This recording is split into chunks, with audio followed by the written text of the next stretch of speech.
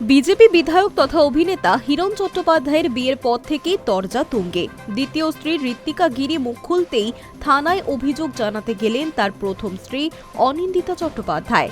থানায় অভিযোগ জানিয়ে বেরিয়ে অনিন্দিতা বলেন, আমাদের ডিভোর্স হয়ে যাক, তারপর নাচতে নাচতে বিয়ে করুন।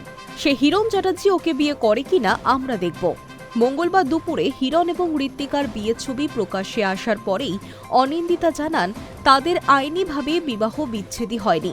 যদিও ঋত্বিকার দাবি, গত 5 বছর ধরে তিনি আর হিরণ নাকি একসঙ্গেই রয়েছেন। অনেকদিন আগেই নাকি অনিন্দিতাকে আইনি বিচ্ছেদের চিঠিও পাঠানো হয়। তখন ঋত্বিকা জানিয়েছিল, যদি মনে হয় আমাদের বিয়ে বেআইনি, তাহলে একটাই কথা, আইনি পদক্ষেপ করতে বলুন।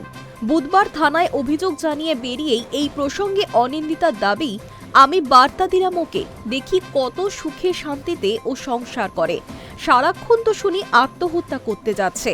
বিয়ের আগে যে মেয়ে 15 বার আত্মহত্যা করতে চায়, সে যে কত সুখে জীবনযাপন করবে আপনারাই বলুন। ও করুক, তারপর আমাদের এটা হয়ে যাক, ডাইভোর্স হয়ে যাক, তারপর নাচতে নাচতে বিয়ে করুক। সে হিরণ চ্যাটার্জি ওকে বিয়ে করবে কিনা সেটা আমরাও দেখবো, দেখে বসে আছে। আর বা কোন চ্যাটার্জি ওকে বিয়ে করে দেখি না, ঠিক আছে, আমিও বার্তা দিলাম ওকে, দেখি না কত সুখে স্বাচ্ছন্দ্য সংসার করে। সারাক্ষণ তো শুনি সে সুইসাইড করতে যাচ্ছে। যে মেয়ে বিয়ের আগেই সুইসাইড করতে যাচ্ছে 15 বার, সে কত সুখের জীবনযাপন করবে আপনারাই তো বুঝতে পারছেন।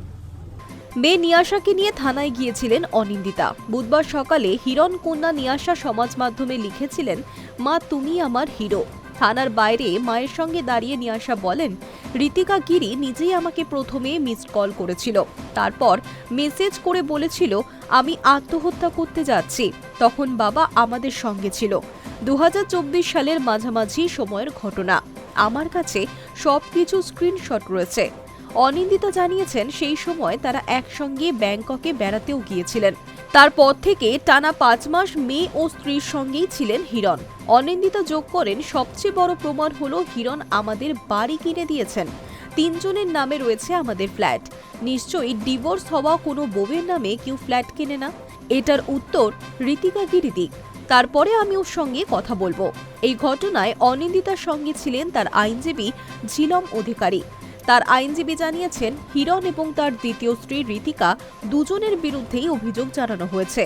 মঙ্গলবার থেকে একের পর এক ঘটনা ঘটে চলেছে। প্রথম স্ত্রী অনিন্দিতা, মেয়ে নিয়াশা এবং দ্বিতীয় স্ত্রী ঋতিকা মুখ খুললেও এখনও মুখে কুলুপ হিরণের। উল্টে নিজের দ্বিতীয় বিয়ের যে ছবি তিনি ভাগ করে নিয়েছিলেন, সেগুলিও মুছে দিয়েছেন সমাজ মাধ্যম থেকে। Hi news network.